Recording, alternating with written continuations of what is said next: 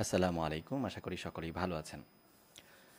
আপনারা এর আগেও দেখেছেন আমরা বিভিন্ন সময় বিভিন্ন ধরনের সার্কুলারগুলো নিয়ে এসেছি। সরকারি যেই সার্কুলারগুলো আছে অথবা মেস র্যাপিড যেমন হচ্ছে আপনার একটু বড় সার্কুলারগুলো যেখানে প্রচুর পরিমাণ মানুষের জব হওয়ার একটা চান্স থাকে। তো আমরা আজ যেইটা নিয়ে এসেছি আপনারা দেখতে পাচ্ছেন স্ক্রিনে, গণপ্রজাতন্ত্রী বাংলাদেশ সরকার মহাসড়ক পরিবহন ও মহাসড়ক বিভাগ, Dhaka mass transit company limited, metro rail ভবন, এমআরটি লাইন 6 ডিপো। ঠিক আছে, আমরা এখানে দেখতে পাচ্ছি এখানে ওয়েবসাইটটা দেয়া আছে, একটু ভালো করে সকলে খেয়াল করবেন ওয়েবসাইটটা। এখানে ওয়েবসাইটটা দেয়া আছে DMTCL। আমরা ওয়েবসাইটটা উল্লেখ করে দিব আমাদের ভিডিও লিঙ্কে। আপনারা এই ওয়েবসাইটে গেলেই সাথে সাথে সার্কুলারটা পেয়ে যাবেন। আমি সবসময় চেষ্টা করি আপনাদেরকে সবচেয়ে দ্রুত এবং সবচেয়ে কম সময়ের মধ্যে এই সার্কুলারগুলো প্রদান করতে। আশা করি সকলেই চাকরির এই বিজ্ঞপ্তিটিতে অ্যাপ্লাই করবেন। চলুন দেখে আসি। দেয়া আছে নিয়োগ বিজ্ঞপ্তি 11, শতভাগ সরকারি মালিকানাধীন Dhaka mass transit company limited এর নিম্নলিখিত শূন্য পদসমূহে পূরণের লক্ষ্যে পদের পার্শ্বে বর্ণিত যোগ্যতা সম্পন্ন বাংলাদেশের স্থায়ী নাগরিকদের নিকট হতে অনলাইনে, এখানে অনলাইনের যে লিঙ্ক সেই লিঙ্ক দিয়ে দিয়েছে, দরখাস্ত আহ্বান করা যাচ্ছে। আপনারা যারা যারা সরকারি চাকরির জন্য আবেদন করছেন বা ট্রাই করছেন সবাই একসাথে, আর যারা হচ্ছে নতুন এই লাইনে, অর্থাৎ হচ্ছে আপনি চিন্তা করছেন যে করবেন বা কি করবেন কি আসে বিষয়, তো ওনারাও যারা আপনার যোগ্যতার সাথে যদি মিলে যায়, আপনার যোগ্যতার সাথে যদি মিলে যায় তাহলে সাথে সাথে আপনি অ্যাপ্লাই করে দিতে পারেন। ঠিক আছে, চলুন এবার শুরু করা যাক। এখানে ক্রমিক নং আমরা একটু নিচে থেকে আমরা পুরোটা একবার দেখব কত নম্বর ক্রমিক নং পর্যন্ত এখানে আছে। 12, 13, 14, 15, 16, 17, 18, 19, 20, 20 পর্যন্ত আছে, 21, 22, 23, আচ্ছা 24 পর্যন্ত আছে। ঠিক আছে, এখানে দেখেন সর্বশেষ যে 24 ক্রমিক নং পর্যন্ত আছে এখানে দেওয়া আছে গ্রেড 16। গ্রেড 16 আমরা একটু ভালো করে লক্ষ্য করলে দেখব এখানে লেখা আছে গ্রেড 16, মূল বেতন 21,390 টাকা। চলুন এবার উপরে চলে যাই। আপনাদের সুবিধার জন্য আমি এটা পড়ে পড়ে শোনাচ্ছি। প্রথম, ক্রমিক নং 1, সহকারী ব্যবস্থাপক প্রশাসন, গ্রেড 9, মূল বেতন 50,600 টাকা। 50,600 টাকা এটা হচ্ছে মূল বেতন। তারপর বয়স থাকতে হবে সর্বোচ্চ 32 বছর। কোনো প্রার্থীর যোগ্যতা কি থাকা লাগবে? কোনো স্বীকৃত বিশ্ববিদ্যালয় বা প্রতিষ্ঠান হতে যে কোনো বিষয়ে সম্মানসহ স্নাতকোত্তর ডিগ্রি, আপনার মাস্টার্স পাস থাকতে হবে। ঠিক আছে, তবে শিক্ষা জীবনের কোনো স্তরে তৃতীয় শ্রেণী অথবা বিভাগ অথবা সমমানের জিপিএ গ্রহণযোগ্য নয়। তৃতীয় শ্রেণীর কোনো জিপিএ তারা গ্রহণ করবে না। এবার কাজের সংক্ষিপ্ত বিবরণ দেয়া আছে, আপনারা ভিডিওটাকে স্টপ করে কাজের সংক্ষিপ্ত বিবরণটুকু দেখে নেবেন। আমি শুধুমাত্র হচ্ছে পদের নাম, বেতন, গ্রেড ও মূল বেতন এবং প্রার্থীর যোগ্যতা, এই দুটো জিনিস আপনার সাথে উল্লেখ করবো এবং সাথে বয়স এবং কোন পদে কতটি সিট খালি আছে এই জিনিসটা। তারপর দ্বিতীয়, সহকারী ব্যবস্থাপক মানব সম্পদ, গ্রেড 9, আমরা দেখতে পাচ্ছি গ্রেড 9, মূল বেতন 50,600।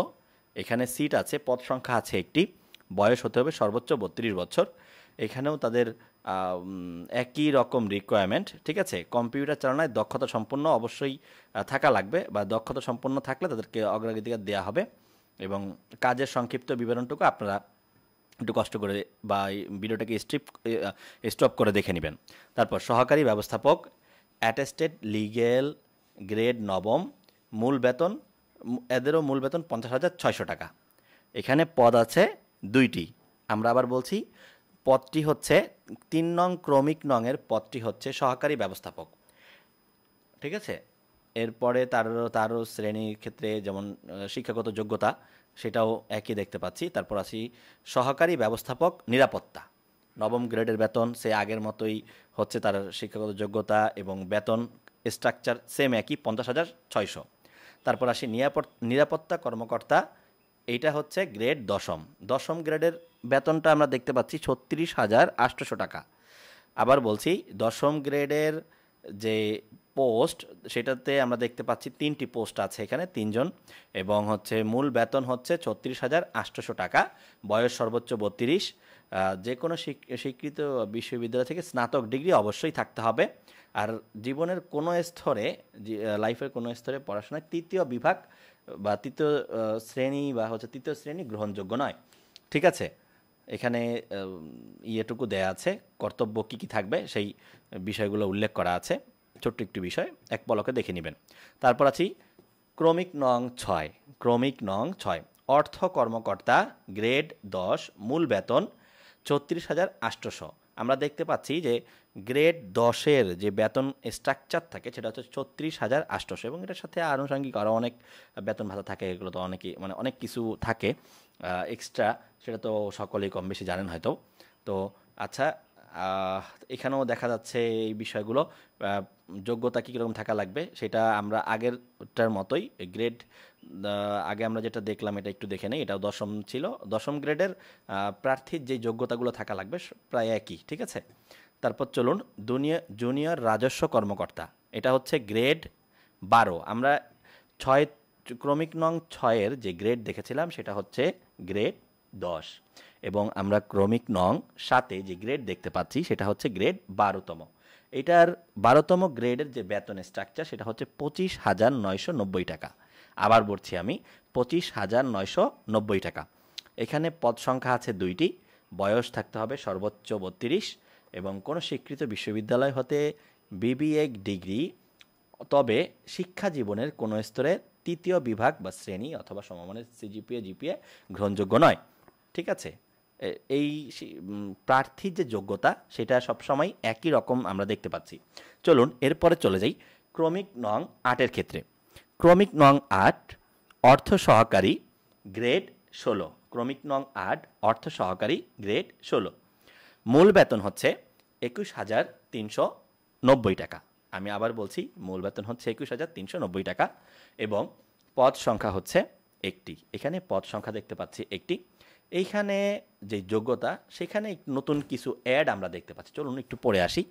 বাণিজ্য বিভাগে এইচএসসি, অর্থাৎ আপনি যদি কমার্সের একজন স্টুডেন্ট হয়ে থাকেন তাহলে কিন্তু আপনি অবশ্যই 16তম গ্রেডে অ্যাপ্লাই করতে পারবেন, আপনি 16তম গ্রেডে নির্বাচনও হতে পারেন যদি আপনার যোগ্যতাগুলোর মধ্যে এই 3টে বিষয় অবশ্যই থাকে, তাহলে সেক্ষেত্রে বাণিজ্য বিভাগে এইচএসসি বা সমমানের পরীক্ষায় উত্তীর্ণ, তবে শিক্ষা জীবনের কোনো স্তরে 3য় বিভাগ শ্রেণী অথবা সমমানের সিজিপিএ জিপিএ গ্রহণযোগ্য নয়। অনুমোদিত কোনো প্রশিক্ষণ প্রতিষ্ঠান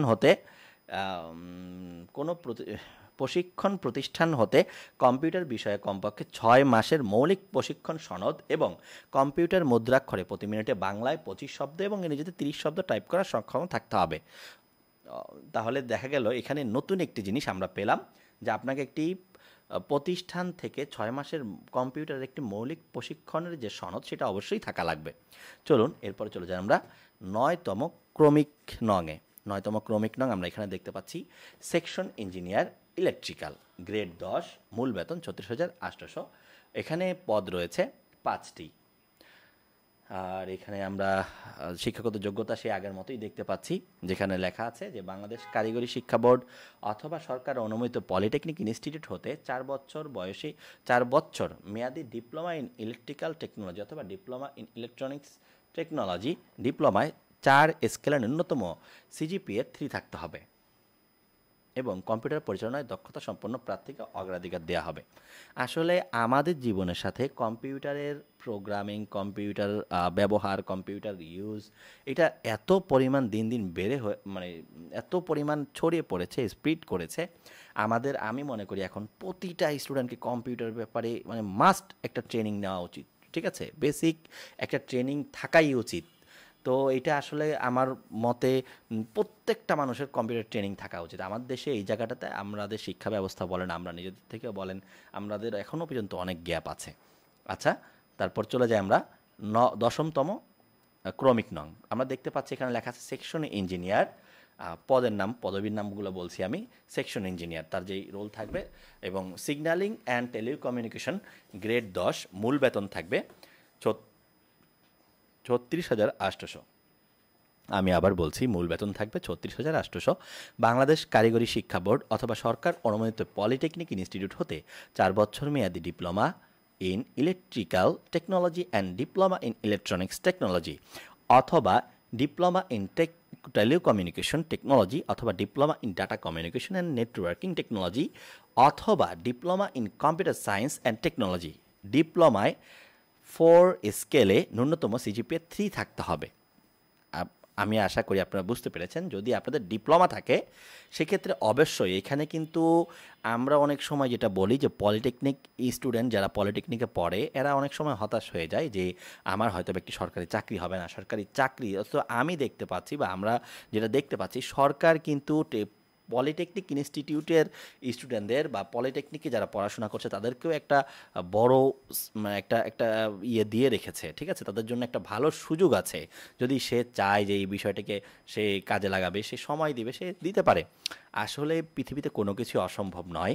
তবে যখন আমরা কোনো জিনিসকে অসম্ভব ভাবতে শুরু করি তখন সেটা কিন্তু আমাদের নিজে থেকেই মানে আপনার আগ্রহ বলেন অন্যান্য যেই জিনিসগুলো আমরা যখনই সেই জিনিসকে অসম্ভব বলে চিন্তা করা শুরু করে দিই সেই সময় থেকেই শুরু হয়ে যায় আমাদের সেই পতনের শুরু, ঠিক আছে? তো আসুন এর পরবর্তীতে আমরা ক্রমিক নং 11-তে চলে যাই। Section engineer RS planning training budget grade 10 মূল বেতন ৩৬,৮০০। আমরা দেখতে পাচ্ছি গ্রেড 10 ৩৬,০০০, মূল বেতনটাই থাকে তাদের ৩৬,৮০০ এবং এখানে পদ হচ্ছে একটি, সর্বোচ্চ বয়স 32, সর্বোচ্চ বয়সটা হচ্ছে 32 এবং এখানে কি কি যোগ্যতা থাকা লাগবে সেই বিষয়গুলো আমি তুলে ধরছি। বাংলাদেশ কারিগরি শিক্ষা বোর্ড অথবা সরকার অনুমোদিত পলিটেকনিক ইনস্টিটিউট হতে 4 বছর মেয়াদী diploma in mechanical, electrical, electronics, refrigeration and air conditioning, power technology ডিপ্লোমায় 4 স্কেলের ন্যূনতম সিজিপিএ 3 থাকতে হবে। আমি আবার বলছি 4 স্কেলে ন্যূনতম সিজিপিএ 3 থাকতে হবে। এটা ডিপ্লোমাদের এই সেকশন ইঞ্জিনিয়ার যেটি আরএস প্ল্যানিং ট্রেনিং বাজেট এই পদটিতে আপনার ডিপ্লোমা ইনস্টিটিউটের স্টুডেন্টদেরকেও কি একটা সুযোগ দিচ্ছে এবং ডিপ্লোমা স্টুডেন্টরা এখানে ঢুকছে, অ্যাপ্লাই করতে পারছে এবং পরীক্ষা দিতে পারছে। হ্যাঁ, এখানে তার এর পাশেই আমরা দেখে নেব তার জব রোলগুলো কি কি থাকবে। তো এরপরে চলে যাই আমরা ক্রমিক নং 12-তে, যেহেতু আমাদের এখানে টোটাল ক্রমিক নং রয়েছে 24 পর্যন্ত অথবা 23 পর্যন্ত। তো আমি চাইবো আপনারা সকলে আমাদের সাথে থাকুন এবং একসাথে আমরা সকলে মিলে এই সার্কুলারটাকে পড়ি এবং এনজয় করি এবং প্রত্যেকে যে যার জায়গা থেকে নিজেরা একটি প্রপার প্রস্তুতি সম্পন্ন করি। আমি বিশ্বাস করি আপনি অবশ্যই আমার সাথে এর পরবর্তী সময়গুলো অ্যাক্টিভ থাকবেন। অবশ্যই আমাদের এই চ্যানেলটি সাবস্ক্রাইব করবেন, ভালো থাকবেন এবং এর পরবর্তী ক্রমিক নঙে আমরা চলে যাচ্ছি। Section engineer RS special task grade 10 এবং এখানেও দেখতে পাচ্ছি আগের সেই যোগ্যতাগুলো সেম একই থাকছে পলিটেকনিক ইনস্টিটিউটদেরকে। অবশ্যই একজন পলিটেকনিক ইনস্টিটিউটের স্টুডেন্ট সিজিপিএ সর্বনিম্ন 3 থাকতে হবে, তাহলেই আপনিও অ্যাপ্লাই করতে পারবেন। আচ্ছা, এরপর চলে যাই ক্রমিক নং, এখানে দেখতে পাচ্ছি ক্রমিক নং 13 হচ্ছে চলে যাচ্ছি সেকশন ইঞ্জিনিয়ার আরএস ইয়ারকন গ্রেড 10 মূল বেতন। এখানে একটি পদ দেখতে পাচ্ছি, সর্বোচ্চ বয়স 32 এবং এটাও দেখতে পাচ্ছি পলিটেকনিক ইনস্টিটিউটের ছাত্রদের জন্যই এই পদটি। তারা নির্দ্বিধায় অ্যাপ্লাই করতে পারবে। যদি কোনো পলিটেকনিক ইনস্টিটিউট স্টুডেন্ট তার সিজিপিএ 3 থাকে, 4 পয়েন্টের মধ্যে 3 থাকে, তাহলে সে অনায়াসেই অ্যাপ্লাই করতে পারছে এবং পরীক্ষা অংশগ্রহণ করে সেও জিতে নিতে পারছে সরকারি একটি চাকরি। বিষয়টা এরকম। আচ্ছা চলুন এরপরে চলে যাই 14 নম্বর ক্রমিক নং সেকশন ইঞ্জিনিয়ার আরএস ডোর গ্রেড। এখানেও সব কিছু একই দেখতে পাচ্ছি। এখানে মূল বেতনটা 36,800, গ্রেড থাকবে 10, এখানে পদ একটি, সর্বোচ্চ বয়স 32 থাকতে হবে।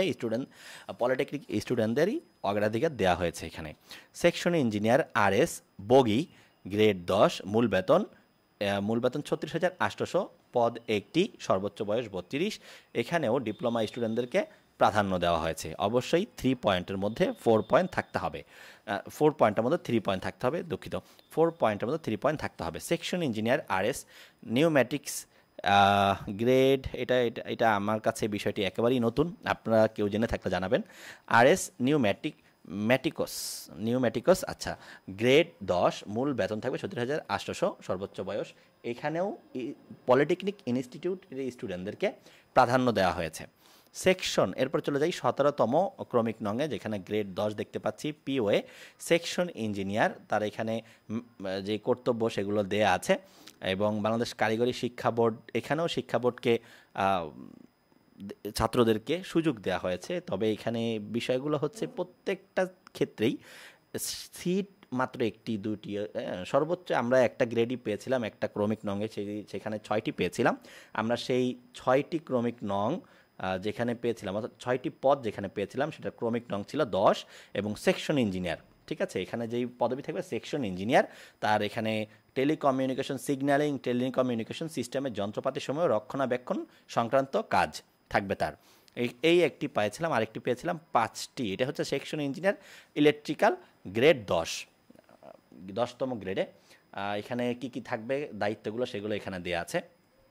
চলুন চলে যাই আমাদের পূর্বের সেই গ্রেডে। 17, আমরা সম্ভবত 17 পর্যন্ত ছিলাম, তারপর 18তে চলে আসি সেকশন ইঞ্জিনিয়ার প্রিকিউরমেন্ট। আচ্ছা, এখানে দেখতে পাচ্ছি এখানেও একটি পদ রয়েছে, আর গ্রেড হচ্ছে 10 গ্রেডের বেতন। গ্রেড 10-এর যে বেতনটা থাকে সেটাই পলিটেকনিক স্টুডেন্টদেরকে সব থেকে বেশি প্রায়োরিটি দেওয়া হয়েছে। জুনিয়র মার্কেটিং অফিসার, এই যে মার্কেটিং অফিসার এসে এটা হচ্ছে 12 গ্রেড ছিল এদের 12। একজন মার্কেটিং অফিসার হিসাবে কিন্তু আপনি চাইলে ঢুকতে পারছেন। হ্যাঁ, বিবিএ ডিগ্রি থাকা লাগবে। বিবিএ ডিগ্রিটা সরকারি ক্ষেত্রে দেখা যাচ্ছে যে এখন অনেক জায়গায় সার্কুলারে উল্লেখ করেই দিচ্ছে, এটাও একটা ভালো বিষয়। তবে শিক্ষা জীবনের কোনো স্তরে 3য় শ্রেণী বা 3য় বিভাগ থাকা যাবে না সিজিপিএ। আচ্ছা, বুঝতে পেরেছি। 20তম ক্রমিক নং পেশ ইমাম, একজন পেশ ইমাম নিবে যার গ্রেড থাকবে 14 এবং সর্বোচ্চ 40 বছর হতে হবে। 2য় শ্রেণীর কামিল ডিগ্রি, দাওরায়ে হাদিস পাস, কোনো প্রতিষ্ঠানে খতিব, মুফতি ও মুহাদ্দিস, 5 বছরের চাকরির অভিজ্ঞতা থাকতে হবে। 5 বছরের চাকরির অভিজ্ঞতা থাকতে হবে, একজন ইমাম নিবে। ঠিক আছে, এবং মূল বেতন তার যে থাকবে 23,460 টাকা। মূল বেতন 23,460 টাকা। তারপর স্বীকৃত প্রতিষ্ঠান হতে সনদপ্রাপ্ত হাফেজে কোরআন প্রার্থীদের অগ্রাধিকার পাবেন। কেউ যদি হাফেজে কোরআন হয় তারা অগ্রাধিকার পাবে। তারপর দেখতে পাচ্ছি মুয়াজ্জিন, গ্রেড 16, স্বীকৃত প্রতিষ্ঠান তো 2য় শ্রেণীর আলিম অথবা সমমান কওমি শিক্ষাগত যোগ্যতা, সংশ্লিষ্ট ক্ষেত্রে মুয়াজ্জিন হিসেবে 3 বছরের অভিজ্ঞতা থাকতে হবে। স্বীকৃত প্রতিষ্ঠান সনদপ্রাপ্ত হাফেজে কোরআন প্রার্থীরা অগ্রাধিকার পাবেন। এখানে দেখতে পাচ্ছি একজন হাফেজ, তারা মুয়াজ্জিন হিসেবে হাফেজদেরকেও প্রাধান্য দিচ্ছে। এবং গ্রেড 16 মূল বেতন থাকবে 21,390। কি করতে হবে? আজান প্রদান, মসজিদের খেদমত সহ অন্য কার্যাবলী থাকবে।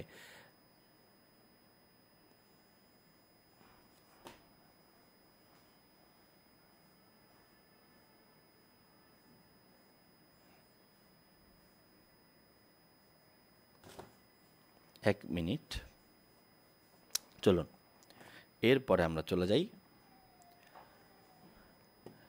সেমি স্কিল্ড মেইনটেইনার, গ্রেড 16, মূল বেতন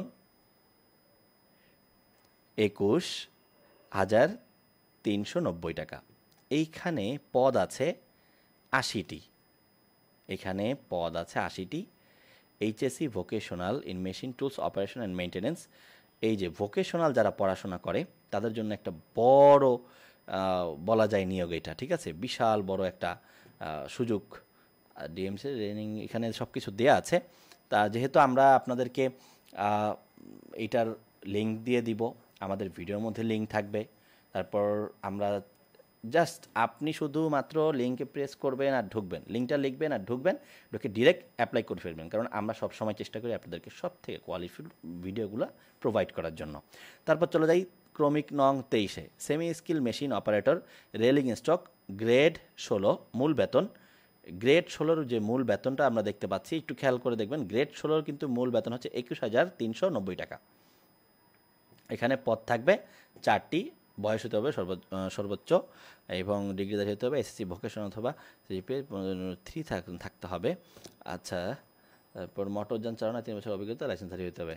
semi skill driver, CMV, grade 16, সর্বোচ্চ মোটামুটি বলা যায় 120 টাকা। আচ্ছা, মোট 120, অর্থাৎ এই যে সার্কুলারটা প্রদান করা হয়েছে, এই টোটাল সার্কুলারের মধ্যে মোট এই সার্কুলারটা হয়েছে 120 জন লোক নিবে আর কি। হ্যাঁ, 120 জন লোক নিবে।